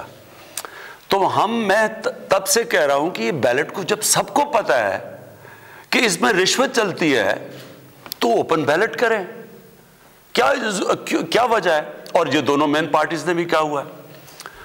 اب ہم اس ہفتے انشاءاللہ ایک کانسٹیٹیوشنل امینڈمنٹ کریں گے. ہم عدالت میں بھی گئے ہوئے ہیں, کانسٹیٹیوشنل امینڈمنٹ بھی کر رہے ہیں. اب میں یہ دیکھنا چاہتا ہوں, اور ساری قوم کو میں چاہتا ہوں دیکھیں, آپ سب دیکھیں کہ جب سب کو پتہ ہے پیسہ چلے گا تو یہ کیوں نہیں اس امینڈمنٹ کو بیک کریں گے جدھر اوپن بیلٹ ہو, جدھر یہ اس کی وجہ سے پیسہ نہیں چلے گا. تو یہ اب اس ہفتے ساری قوم دیکھے گی کہ کون کدھر اپنا ووٹ ڈالتا ہے, کیونکہ جو بھی اگر سیکرٹ بیلٹ کے ساتھ جائے گا آپ کو پتہ چل جائے گا کہ وہ یہ کرپشن کا نظام نہیں ختم کرنا چاہتے. جی اگلے کالر ہے برطانیہ سے ہارون خان. السلام علیکم. السلام علیکم سر پرائم منسٹر. جی ہارون, السلام علیکم. How are you sir? You okay? G. All right. Prime Minister Saab, there's just a important message regarding Pakistan International Airlines. As you know, overseas Pakistanis that are very much दो issues हैं. एक तो cricket और PI. Pakistan, while you have always been abroad, you've seen how passionate people are about the cricket and also the international airline. So my question to yourself is, how can we resurrect the airline so that us Pakistanis can at least have our state carrier that we can fly with. We can have some peace of mind with all the Qatar, Virgin, all of them are going. But you would know historically, 1.5 million Pakistanis, not including the Europeans, how attached they are with the airline. And also, there are so many young people who are now, if you see Pakistan International Airlines, that so many people want to travel to Pakistan. If you look at the international stats, there's more revenue generated for people visiting Islamabad and Lahore.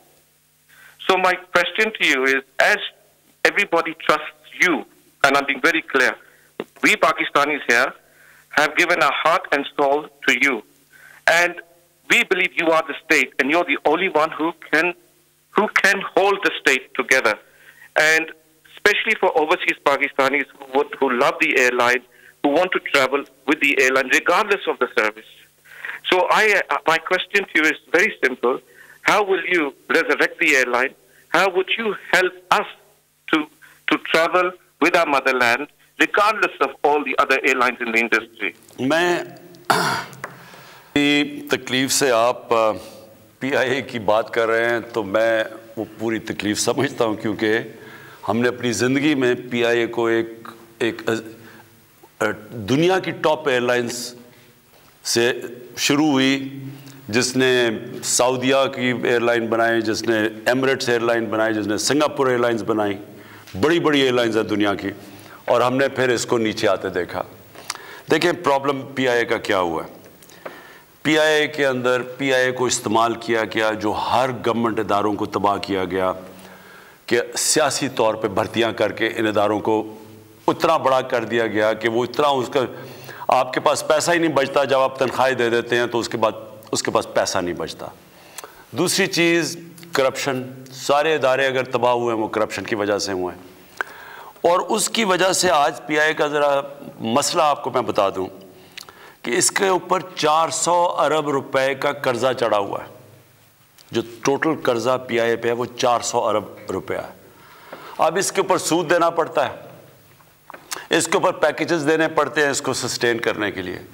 लेकिन ये जो बोझ पड़ा हुआ है हमारे ऊपर, और इसके ऊपर जो वो हमारे पास इतने पैसे नहीं होते कि हम इसके लिए अच्छे जहाज़ लें, नए जहाज़ लें। जिस तरह एयरलाइंस को तो नए जहाज़ चाहिए, आप जो बड़े अच्छे अच्छे जहाज़ जिनकी फ्यूल कम है, जिनका कॉस्ट चलाने का कम है, लेकिन हमारे पास वो उस तरह के फंड्स नहीं हैं, और क्योंकि इसके ऊपर कर्जा चढ़ा हुआ है।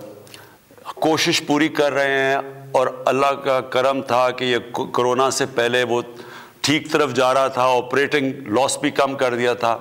अगर कर्जे ना किस्तें ना देनी पड़े तो वो बैलेंस भी कर रहे थे। ऊपर से कोरोना आ गया। अब कोरोना से आप सारे जानते हैं सारी दुनिया में एयरलाइंस अब प्रॉब्लम्स में चली गई हैं कोरोना के बाद। मेरी कोशिश पूरी ये है कि PIA को एक प्रोफेशनल एयरलाइन बनाया जाए, इसमें कोई पॉलिटिकल इंटरफेरेंस ना, और वो हम कर रहे हैं।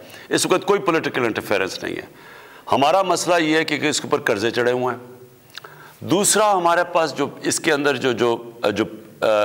इसके अंदर जो जितने ज़्यादा लोग एम्प्लॉय हुए हैं वो, अगर आप रेशो देखें एयरक्राफ्ट टू लोग, वो बहुत ज़्यादा है। तो इसको रिस्ट्रक्चर कर रहे हैं, थोड़ा सा टाइम लगेगा।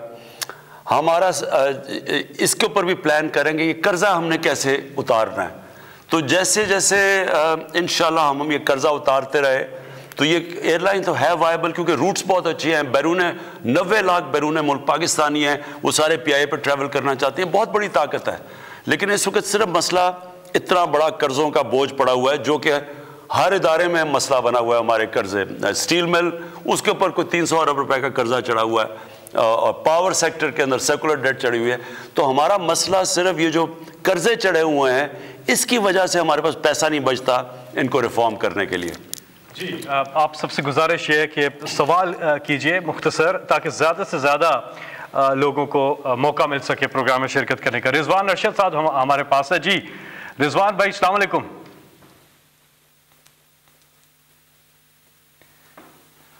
रिजवान साहब, आपको आवाज आ रही है? जी सर, अस्सलाम वालेकुम सर। वालेकुम सलाम। जी, सवाल पूछिएगा प्राइम मिनिस्टर साहब से। जी अस्सलाम वालेकुम खान साहब। जी वालेकुम सलाम। ठीक ठाक। मैं सर, मेरा ये सवाल है कि कश्मीर में इलेक्शन होने वाले हैं تو میرا ایک چھوٹا سا سوال تھا کہ آپ لوگ اکیلے لڑیں گے پی ٹی آئی یا پھر اتحاد کے ساتھ لڑیں گے؟ یہ بھی میں کہہ نہیں سکتا، کشمیر کے لیے پوری اسٹریٹجی نہیں بنائی ابھی، لیکن انشاءاللہ بھرپور طریقے سے الیکشن لڑیں گے۔ عطاء رحمان صاحب ہیں اگلے کالر۔ جی السلام علیکم۔ جی وعلیکم السلام جناب۔ جی آپ سوال پوچھئے۔ سر السلام علیکم، میرا نام میاں رضا رحمان ہے اور میں سرونگ اسکول ایسوسی ایشن کی نمائندگی کر رہا ہوں۔ جناب وزیر اعظم صاحب، آپ کا تعلیمی ویژن جو ہے یکساں نصاب تعلیم قابل ستائش ہے اور انشاءاللہ پرائیویٹ سیکٹر آپ کے شانہ بشانہ کھڑا ہے اور اس کو کامیاب کرنے کی بھرپور کوشش کرے گا۔ سر میرا سوال یہ ہے کہ کیا تعلیمی نظام میں پرائیویٹ سکولز اور پرائیویٹ ٹیچرز ملک پاکستان کے لیے مزید خدمات انجام دے سکتے ہیں؟ کیونکہ سر ہمیں نہ تو کسی فیصلے میں شامل کیا جاتا ہے، نہ ہمیں اسٹیک ہولڈر سمجھا جاتا ہے، اور جتنی بھی اتھارٹیز ہیں خاص کر کے پنجاب کی، وہ کسی بھی معاملے میں ہمیں شامل نہیں کرتے اور بعض اوقات ایسے میسیجز فلوٹ کر دیتے ہیں جس سے ڈائریکٹلی اور انڈائریکٹلی تعلیمی نقصان ہوتا ہے۔ سر آپ سے گزارش ہے کہ آپ اس معاملے کا نوٹس لیں اور چیف منسٹر عثمان بزدار صاحب کو ڈائریکٹو دیں کہ وہ ہمارے ساتھ میٹنگ کر کے ہمارے مسائل کا ازالہ فرمائیں۔ اس کے ساتھ سر میں آپ کی توجہ LDA کے نیو ایکٹ 2020 پہ دلانا چاہتا ہوں، جس کے بعد تعلیم پوری ہونے کا کبھی اندیشہ ہے۔ سر چھوٹے اسکول اس وقت آپ کی طرف دیکھ رہے ہیں اور انہیں کوئی فائنینشیل پیکیج یا کوئی پریفرڈ سروسز قرار دے دیا جائے تو ان کے بہت سارے مسائل آپ حل فرما سکتے ہیں۔ سر بصورت دیگر سر ان چھوٹے اسکول جو ہیں یہ بند ہو سکتے ہیں اور تعلیم مزید مہنگی ہو سکتی ہے۔ یہ بالکل آپ ٹھیک کہہ رہے ہیں۔ کورونا کے دور کے اندر جب اسکول بند ہوئے تو جو چھوٹے پرائیویٹ اسکولز تھے ان کو بہت نقصان پہنچا ہے، بلکہ ہمارے کیونکہ دیکھیں نا کرونا جب ہوا تو جب لاک ڈاؤن ہوا، یہ ساری دنیا کا مسئلہ ہے اس وقت، جب لاک ڈاؤن ہوا تو چیزیں بند ہوئی، جو سارا سروس سیکٹر ہے وہ بیٹھ گیا، ٹورزم بیٹھ گئی، ہوٹلز، ریسٹورنٹس، ان کو سب کو نقصان ہوا، شادی گھر، پھر ساتھ ساتھ یہ جو تعلیمی ادارے ہیں جو پرائیویٹ اسکول سیکٹر ہے اس کو بہت نقصان ہوا۔ تو اس کے لیے ہم کر رہے ہیں، مسلسل ہم سوچتے رہتے ہیں کہ ان کی ہم کیسے مدد کر سکیں۔ دیکھیں پرائیویٹ جو اسکول کا جو سیکٹر ہے اس کو بالکل ہم نے مدد کرنی ہے۔ میں حیران ہوں کہ آپ سے کسی نے کنسلٹ نہیں کیا، کیونکہ شفقت محمود جو فیڈرل ایجوکیشن منسٹر ہیں انہوں نے مسلسل میٹنگز کی ہیں۔ پنجاب میں اور پختونخوا کے جو ایجوکیشن منسٹرز ہیں ان کا جاب ہے میٹنگز کرنا، لیکن میں یہ پورا چیک کروں گا کہ آپ کہہ رہے ہیں کہ اسٹیک ہولڈرز کو نہیں لیا۔ ہم مسلسل کوشش کر رہے ہیں بات چیت کرنے کی پرائیویٹ اسکول سے کہ کیسے ہم ان کی مدد کر سکیں۔ ظاہر ہمارے پاس وہ ریسورسز تو نہیں کہ ہم ساروں کو پیسے دے سکیں، لیکن ہم اور چیزوں میں پوری چھوٹ دینے کی کوشش کر رہے ہیں، جیسے ٹیکس بریکس ہیں یا پھر کئی ہم نے قرضے دیے ہیں یہ کورونا کے چھوٹی انڈسٹری کو تاکہ وہ بالکل بیٹھ نہ جائے۔ تو اس کے اوپر بھی میں بات کروں گا، کیونکہ تعلیم کا سیکٹر بہت امپورٹنٹ ہے اور وہ بڑا پرائیویٹ جو سکولز کا سیکٹر ہے وہ بہت متاثر ہوا ہے مجھے پتہ کرونا کے دور میں۔ جی اگلے کال۔ السلام علیکم، میں الفت بات کر رہی ہوں، الفت مصطفیٰ قلعہ دیدار سنگھ سے۔ جی جی، سب سے پہلے تو مجھے یہ کہنا تھا کہ پی ٹی وی نے یہ بہت گریٹ انیشیٹو لیا ہے کہ ہم ڈائریکٹ پی ایم سے بات کر سکتے ہیں۔ یہ بہت بڑی، میرے خیال میں یہ بہت بڑی اچیومنٹ ہے۔ لیکن میرا کویسچن ہے عمران خان صاحب سے، کائنڈلی یہ ذرا بتائیں کہ ہم نے سب سے زیادہ ووٹ جو ہے مطلب انہیں دیے ہیں، نوجوانوں نے سب سے زیادہ ووٹ انہیں دیے ہیں، اور ہم نے بڑی ان سے امید لگائی ہوئی تھی کہ یہ جب آئیں گے تو حالات چینج ہوں گے، خاص طور پہ نوجوانوں کے لیے کہ 2.5 سال ہو گئے ہیں، انہوں نے نوجوانوں کے روزگار کے لیے کیا کیا ہے؟ ایک تو یہ اس کا مجھے بتائیں، اور دوسرا انہوں نے نوجوانوں کے لیے ایک روزگار اسکیم متعارف کروائی تھی، لیکن میں خود اس کے لیے قرضہ لینے کے لیے گئی بینک میں، تو میرے ساتھ اور بھی کافی لڑکیاں تھیں، تو بینک والوں نے کہا یہاں پہ تو کوئی قرضہ نہیں ملتا۔ تو مجھے یہ بتائیں، یہ سننے میں آ رہا ہے قرضہ تو سیالکوٹ کے علاوہ باہر کسی کو مل ہی نہیں رہا ہے، تو یہ پی ایم صاحب پلیز اس چیز کا پتہ کروائیں کہ قرضہ مل کس کو رہا ہے۔ دیکھیں سب سے پہلے تو یہ قرضہ نہ سیالکوٹ دے، یہ بینکس جو بینکس ہیں وہ بالکل اپنی ایویلویشن کرتے ہیں، وہ آپ کو ایک فارم بھیجتے ہیں کہ جی مجھے یہ قرضہ چاہیے، وہ بینک اس کے بعد ایویلیویٹ کرتے ہیں بالکل میرٹ کے اوپر, ان کو نہیں پتا ہوتا کہ یہ کون ہے. اور بینک ویسے بھی پرائیویٹ بینکس ہیں, انہوں نے کوئی کسی کو پولیٹیکل بیسس پہ تو قرضہ دینا نہیں ہے, وہ میرٹ کے اوپر دیتے ہیں اور اسی کے اوپر ایویلیویشن ہوتی ہے, اس پہ قرضہ ملتا ہے. کوئی کسی قسم کی اس میں سیاسی مداخلت نہیں ہے. جس طرح ہمارا جو احساس پروگرام تھا, ہم نے 180 ارب روپیہ بانٹا ہے. کوئی مجھے آج ایک کہہ دے کہ ایک بھی روپیہ کسی سیاسی بیسس پہ کسی کو بانٹا ہو. ساری ایویلیویشن ہوتی تھی, ڈیٹا بیس سامنے آتا تھا, اس کے اوپر ایویلیویٹ کرتے تھے, اس کے مطابق قرضہ دیا جاتا تھا. آپ یہ سوچیں کہ ہم نے اس احساس پروگرام میں جس کی آبادی سے زیادہ قرضہ دیا وہ سندھ کے اندر دیا ہے, کیونکہ اندرونی سندھ میں زیادہ غربت تھی, تو سب سے زیادہ قرضہ تو ادھر دیا ہے جو کیش ہم نے ٹرانسفر. تو اس لیے میں پہلے یہ کہہ رہا ہوں کہ یہ جو ہمارا کامیاب جوان کا بھی پروگرام ہے جو قرضے دینے کا, اس میں کسی قسم کا ہماری مداخلت نہیں ہے. یہ بینکس خود ایویلیویٹ کرتے ہیں کہ کیا یہ جو میرٹ کے اوپر آئے, یہ جو کہہ رہے ہیں کہ ہم یہ کاروبار کرنا چاہتے ہیں, کیا یہ فیزیبل ہے یا نہیں ہے, وہ بینک ایویلیویٹ کرتا ہے وہ, اور ہماری آفس سے کوئی ایویلیویشن نہیں ہوتی.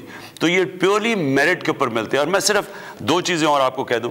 دیکھیں, ہماری اس وقت کوشش ہے کنسٹرکشن سیکٹر, اس وقت کنسٹرکشن سیکٹر بوم کر رہا ہے. ہماری جو سیمنٹ ہے اس کی ریکارڈ سیلز ہو رہی ہیں. بدقسمتی سے کیونکہ کمی ہو گئی ہے سریے کی, اس کی قیمتیں اوپر چلی گئی ہیں کیونکہ اتنی زیادہ ڈیمانڈ بڑھ گئی ہے.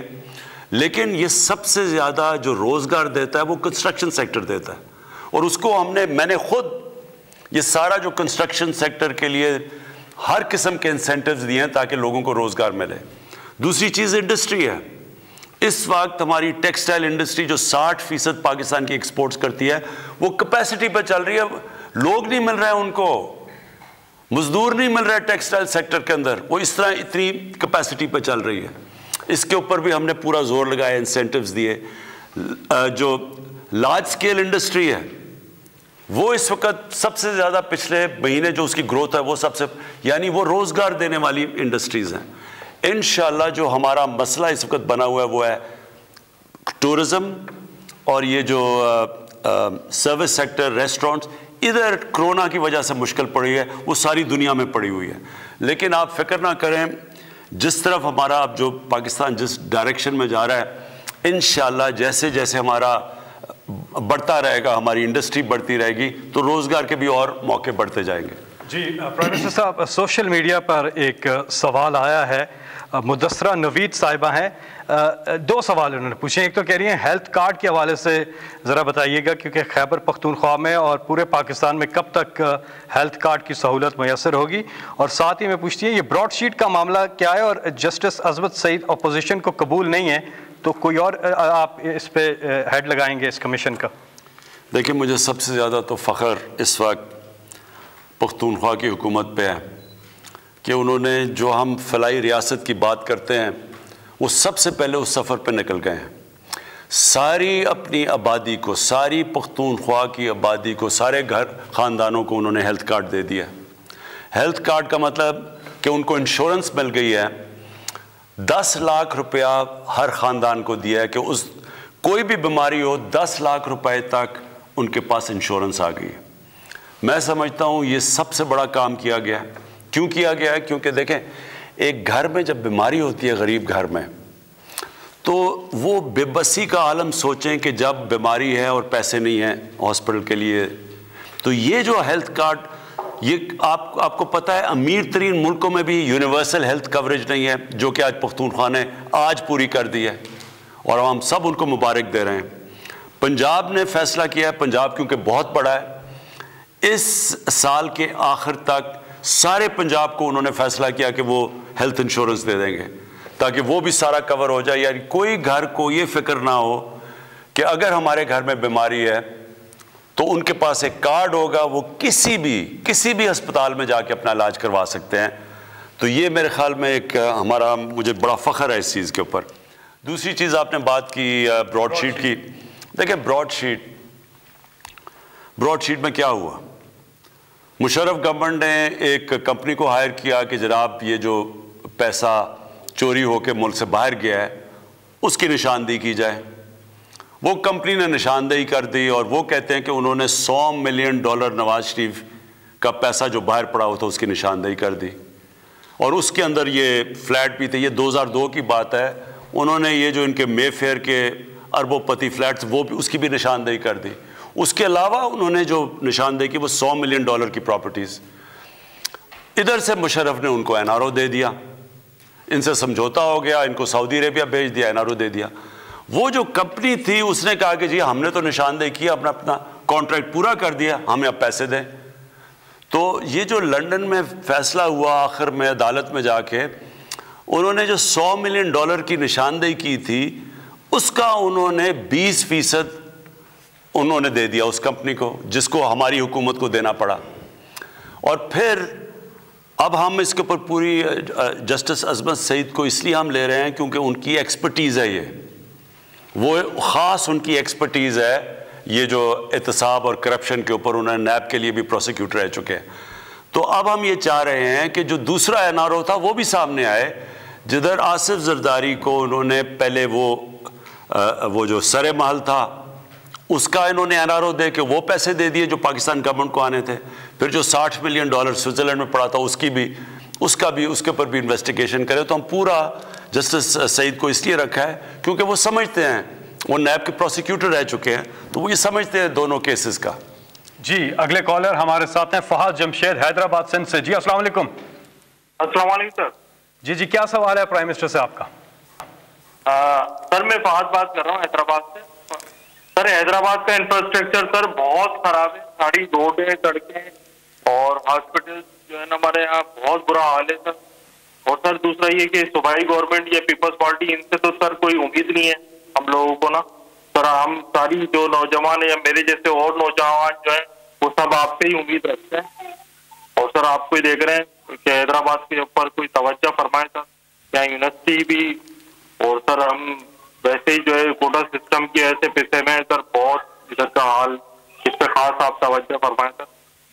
یہی جی عرض یہ ہے کہ دیکھ 18ویں ترمیم کے بعد سارا جو سینٹر سے سارے اختیارات چلے گئے صوبے میں، اور پیسے بھی سینٹر صوبے کو دے دیتا ہے.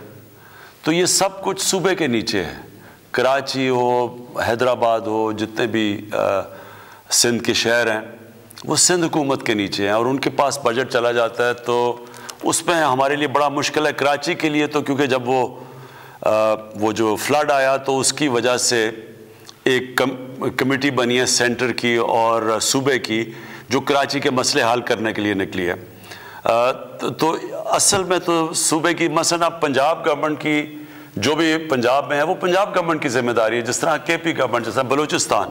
تو اس لیے سینٹر کا آئین کے مطابق ہم اس میں مداخلت کر نہیں سکتے، یا تو صوبائی حکومت کا ہے، اس کے بغیر نہیں کر سکتے. جی اگلے کالر ہمارے ساتھ کون ہے؟ السلام علیکم. وعلیکم السلام. جی کون صاحب کہاں سے بات کر رہے ہیں؟ سردار بشارت عباسی، پنچ سیکٹر آزاد کشمیر سے. جی کیا سوال ہے آپ کا وزیر اعظم سے؟ جناب وزیر اعظم سب سے پہلے ہم آپ نے کشمیر ایشو کو ساری دنیا میں ہائی لائٹ کیا، میں ساری کشمیری قوم کی جانب سے آپ کو دل کی گہرائی سے مبارکباد پیش کرتا ہوں. جناب وزیر اعظم، میں پنچ سیکٹر جاوڑا مڈور بٹل حریفہ سے آپ سے مخاطب ہوں. آئے روز بلا فائرنگ ہندوستانی آرمی کرتی ہے، ہمارے ہر جگہ پہ نوجوانوں کی لاشیں اٹھاتے ہیں، کبھی ہم بچوں کی میتیں اٹھاتے ہیں اور کبھی خواتین کی میت اٹھتی ہے. جناب وزیر اعظم، آپ سے ہمارا مطالبہ ہے کہ آپ آج بہت ہماری جتنی جو ان فرنٹ آف بارڈر ہمیں بینکرز کی ضرورت ہے. جناب وزیر اعظم، بہت محدود پیمانے پر بینکرز تعمیر کیے جا رہے ہیں اور ساری آبادی کی محروم ہے. جی دیکھیں، یہ بڑی بدقسمتی ہے، ٹریجڈی ہے جو کہ لائن آف کنٹرول کے اوپر جو شیلنگ ہوتی ہے اور اس سے جو لوگ متاثر ہیں، اور وہ بہت بڑا علاقہ متاثر ہے. ہم نے ہیلتھ کارڈ یعنی ہیلتھ انشورنس تو ہم نے یہاں سے پہنچائی ہے اس سارے علاقے کو، تاکہ کم از کم لوگوں کے پاس ہیلتھ انشورنس ہو. لیکن یہ ایک بڑا مسئلہ ہے. ہم اس میں یونائٹڈ نیشنز سے بھی اور مسلسل کوشش کر رہے ہیں ہندوستان کو پریشر ڈالنے کے لیے کہ وہ بے قصور جو شہری رہ رہے ہیں، جو بیچارے سویلینز رہ رہے ہیں، ان کے اوپر تو یہ کسی طرح یہ روکا جائے. لیکن دیکھیں کشمیر کا مسئلہ ایسا ہے کہ یہ اس سٹیج پہ پہنچ گیا ہے کہ یہ اب پہلے تو یہ ختم ہی ہو گیا تھا نا انٹرنیشنلی, اب یہ انٹرنیشنلی ساری دنیا کشمیر کی طرف دیکھ رہی ہے. ابھی آپ نے دیکھا کہ یونائٹڈ نیشنز کے سیکرٹری جنرل نے اس کے اوپر اسٹیٹمنٹ دی ہے, اور انشاءاللہ یہ جو اب نئی ایڈمنسٹریشن امریکہ میں آئی ہے جو بائیڈن کی, ان سے بھی ہم بات کریں گے کہ پریشر ڈالیں جو اس وقت کشمیر کے اندر ہو رہا ہے, مقبوضہ کشمیر میں جو ہو رہا ہے خاص طور پہ, لیکن یہ لائن آف کنٹرول پہ بھی. تو آپ یہ بے فکر ہو جائیں, اس کے اوپر پوری ہم کوشش کر رہے ہیں ہر فورم پہ. میں انشاءاللہ 5 تاریخ کو جلسہ بھی کر رہا ہوں کوٹلی میں جا کے جلسہ بھی کر رہا ہوں اسی چیز کے اوپر, اپنے لوگوں کو بھی حوصلہ دینے کے لیے. جو کشمیر مقبوضہ کشمیر میں لوگ اتنی دلیری سے سہ رہے ہیں جو ظلم ہے وہاں, ان کے لیے بھی, اور پھر انٹرنیشنل فورم پہ میڈیا پہ اپنی آواز پہنچانا, آگاہ کرنا. تو انشاءاللہ 5 کو میں وہ بھی کر رہا ہوں. جی اگلے کالر سے بات کریں گے. مسعود صاحب ہیں اسلام آباد سے. جی السلام علیکم مسعود صاحب, آپ کا کیا سوال ہے وزیر اعظم سے؟ وعلیکم السلام سر, میرا نام محمد مسعود ہے جی. میرا تعلق ترلئی کلاں گڑا سردار اسلام آباد سے ہے جی. جی سوال. میری زمین ہے جی یہ ترلئی کلاں اور گڑا سردار میں. یہاں پہ ایک سوسائٹی ہے گوری ٹاؤن کے نام سے, جس کے چلا رہے ہیں یہ چودھری عبد الرحمان اور عثمان. یہ جو ہے میری زمین ہے, انہوں نے قبضہ کیا ہوا ہے, اور یہ ان کے پاس بہت گنڈے ہیں جی, اور یہ ہمیں بہت تنگ کرتے ہیں جی. اور میں نے محتاط بار کرال تھانہ میں بھی درخواستیں دی ہیں جی, اور DSP صاحب سے بھی درخواست دی ہے جی, لیکن کوئی سنوائی نہیں کرتا ہے. باثر لوگ ہیں جی, یہ سیاسی لوگ ان کے ساتھ ملے ہوئے ہیں, اور یہ میری زمین پہ قبضہ کر رہے ہیں سر. ایک تو یہ پلیز نوٹ کر لینا آپ, ان سے نمبر بھی لے لینا اور اس کا پتہ لے لینا.